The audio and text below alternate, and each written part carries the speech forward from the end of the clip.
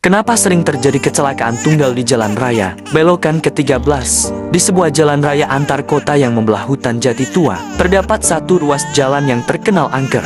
Penduduk sekitar menyebutnya belokan ke-13. Sebuah tikungan tajam menurun di kilometer ke-78. Anehnya, hampir setiap bulan selalu terjadi kecelakaan tunggal di titik yang sama. Mobil keluar jalur, motor terpental, bahkan ada yang menghantam pohon besar yang berdiri tegak tepat di sisi luar tikungan. Yang membuat merinding, semua korban selamat mengaku hal yang sama. Ada yang menyuruh saya membelok ke kiri. Saya lihat gadis kecil melambaikan tangan di tengah jalan. Ada suara perempuan di kursi belakang bilang belok sekarang. Pihak kepolisian telah memasang rambu tambahan, cermin tikungan, hingga lampu penerangan.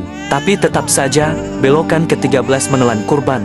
Suatu malam, Yuda, seorang jurnalis lepas yang tertarik dengan isu mistis, memutuskan menyelidiki langsung. Ia membawa mobil sendirian, kamera dashboard, dan voice recorder aktif. Pukul 01.00 dini hari, ia mulai memasuki area hutan jati. Suasana mencekam, kabut tipis menyelimuti. Tak lama, GPS-nya memberitahu, belokan ke-11, belokan ke-12, dan akhirnya, belokan ke-13. Yuda memelankan laju mobilnya. Ia pasang mata, mencari tanda-tanda tak wajar. Jalan tampak sepi, tapi mendadak ada gadis kecil berdiri di tengah jalan. Rambut panjang, baju putih, wajah tertunduk. Yuda injak rem mendadak, tapi ketika mobil berhenti, gadis itu hilang. Dari speaker mobilnya terdengar suara pelan. Belok sekarang, padahal jalan masih lurus, tak ada belokan. Yuda gemetar, tapi alih-alih menurut, ia terus maju perlahan. Beberapa detik kemudian, dari kaca spion terlihat sesosok wanita dewasa duduk di kursi belakang, dengan mata melotot dan mulut menganga penuh darah. Kenapa nggak belok? Yuda refleks menengok ke belakang, tapi kosong, hanya kursi. Ia langsung menepi, keluar dari mobil sambil gemetar. Tak lama, mobil lain melintas cepat dan tiba-tiba keluar jalur, menabrak pohon besar. Suara benturan keras menggema di malam hening. Yuda berlari ke arah mobil yang ringsek. Sopirnya berdarah, namun masih hidup, sambil komat kamit. Dia suruh saya belok kiri. Dia bisikin dari belakang. Saya cuma nurut. Keesokan harinya, Yuda mewawancarai penduduk desa terdekat. Seorang kakek tua akhirnya bercerita, dulu, tahun 1997, ada satu keluarga kecelakaan di tikungan itu. Mereka habis pulang dari rumah dukun. Katanya ingin buang sial, tapi mobil mereka masuk jurang. Hanya satu yang jasadnya tidak ditemukan, anak perempuan kecilnya. Sejak itu, dia sering muncul, menuntut teman untuk menemaninya bermain di jurang. Kini, Yuda memutuskan untuk membuat film dokumenter. Tapi malam setelah pengambilan gambar terakhir, saat sedang memutar ulang hasil rekaman di laptop, tiba-tiba muncul gambar tambahan yang tidak pernah ia rekam. Seorang anak kecil duduk di pinggir jalan, menghadap kamera, tersenyum sambil berkata, "Mau main bareng aku?" Setelah kejadian mengerikan itu, Yuda tidak bisa tidur nyenyak. Setiap malam, suara anak kecil bernyanyi muncul dari speaker laptopnya, meski perangkat sudah dimatikan. "Lihat, aku di sini, jangan tinggal aku sendiri." 3 hari kemudian, Yuda kembali ke lokasi belokan ke-13 bersama seorang teman lamanya, Dina, seorang ahli sejarah lokal. Mereka membawa arsip kecelakaan tahun 1997 yang disebut-sebut menjadi asal-usul kutukan ini, jejak keluarga yang hilang. Menurut berita lama yang mereka temukan di arsip koran lokal, kecelakaan itu menewaskan pasangan suami istri bernama Darto dan Sari, beserta 2 anak mereka, namun hanya 3 jasad ditemukan. Anak bungsu perempuan, Nadia, 6 tahun, tidak pernah ditemukan meskipun sudah dilakukan pencarian besar-besaran. Yang aneh, dukun yang sempat dikunjungi keluarga ini menghilang beberapa hari setelah kecelakaan. Rumahnya terbakar, tapi tidak ada jenazah di dalamnya. Panggilan dari bawah jurang, Dina yang sensitif terhadap hal-hal gaib, tiba-tiba merasakan getaran dingin ketika mereka berdiri di sisi belokan ke-13. Ada sesuatu yang belum selesai di sini. Dia masih menunggu, bisik Dina. Mereka pun memutuskan menuruni jurang dengan bantuan tali dan lampu senter.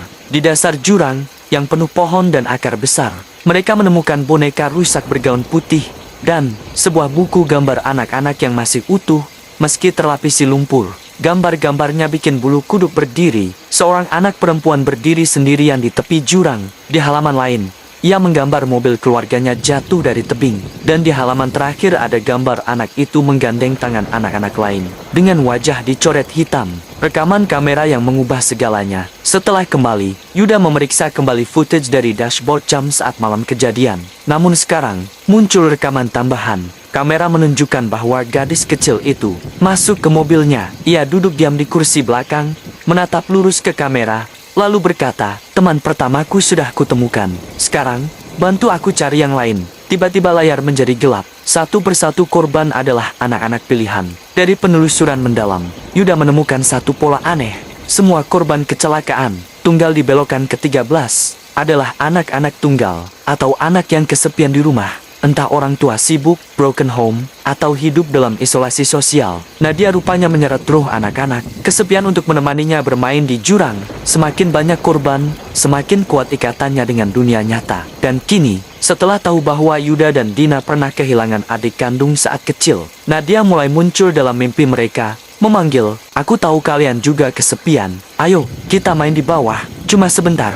Yuda dan Dina memutuskan mencari desa asal keluarga Nadia, yang disebut dalam berita lama berada di lereng Gunung Kendil, daerah terpencil yang hanya bisa dicapai dengan berjalan kaki selama 2 jam dari jalan utama. Setiba di sana, mereka bertemu seorang wanita tua bernama Bu Saminah, penjaga satu-satunya warung kecil di desa itu. Saat Yuda menyebut nama Darto dan Sari, wajah Bu Saminah langsung berubah pucat. "Kalian masih mau urus-urusan keluarga itu? Sudah banyak yang ikut mati." Nah, Dina mencoba menjelaskan bahwa mereka hanya ingin mencari tahu kenapa Nadia tidak pernah ditemukan dan kenapa arwahnya tak pernah tenang. Dengan suara pelan, Bu Saminah akhirnya membuka cerita yang sudah dikubur selama puluhan tahun. Keluarga yang melawan takdir. Ternyata, keluarga Darto bukan orang biasa. Mereka adalah keturunan juru kunci lama yang menjaga batas antara dunia manusia dan dunia gaib di lereng Gunung Kendil. Tapi suatu hari, Sari istri Darto melakukan sesuatu yang dilarang, ritual pemanggilan kekayaan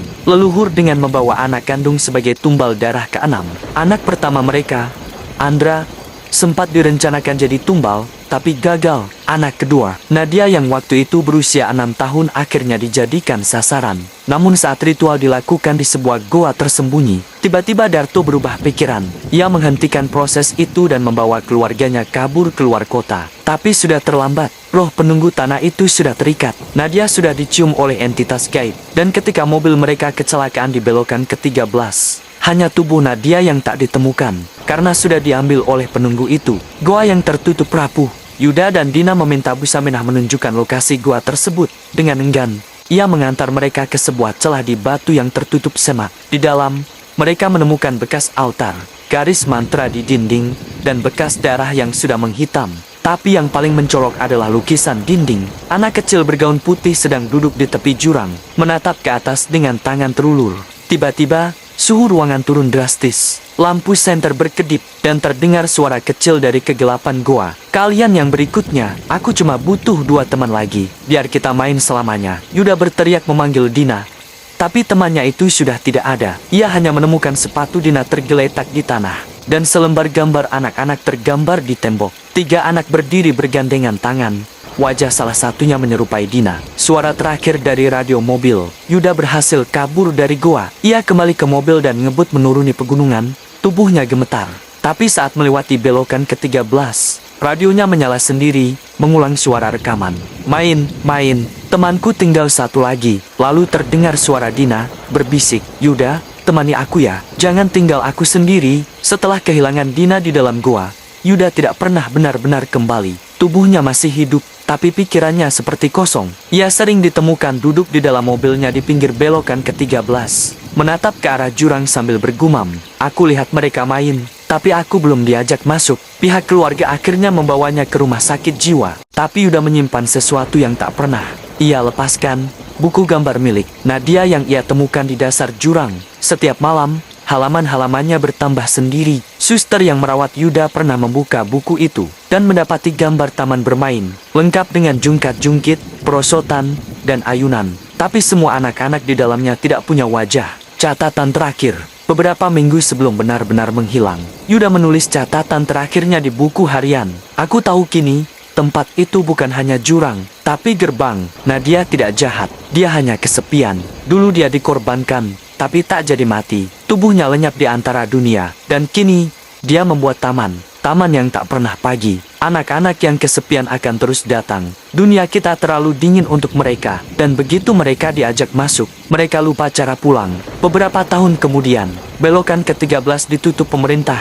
Pohon besar yang jadi penanda ditebang, jalan dialihkan. Tapi tetap saja, masih ada suara-suara aneh terdengar di malam hari. Penduduk desa sering melihat mobil-mobil terparkir sendiri di pinggir jalan lama. Dengan kursi belakang yang terlihat ada bayangan kecil duduk diam. Suatu hari, seorang anak kecil hilang dari panti asuhan. Di tempat tidurnya, hanya ada secari kertas dengan gambar tangan kecil, menggenggam tangan dua orang dewasa. Di pojoknya tertulis tulisan seperti anak SD. Sekarang aku sudah punya 3 teman. Taman ini sudah lengkap. Aku senang. Aku tidak sendiri lagi. Penutup. Kisah Nadia adalah kisah anak yang tidak pernah dimakamkan dengan layak. Ia bukan hanya korban kecelakaan, tapi korban keserakahan, pengabaian, dan kesepian. Dan selama masih ada anak-anak yang merasa sendiri di dunia ini, taman milik Nadia tidak akan pernah kosong.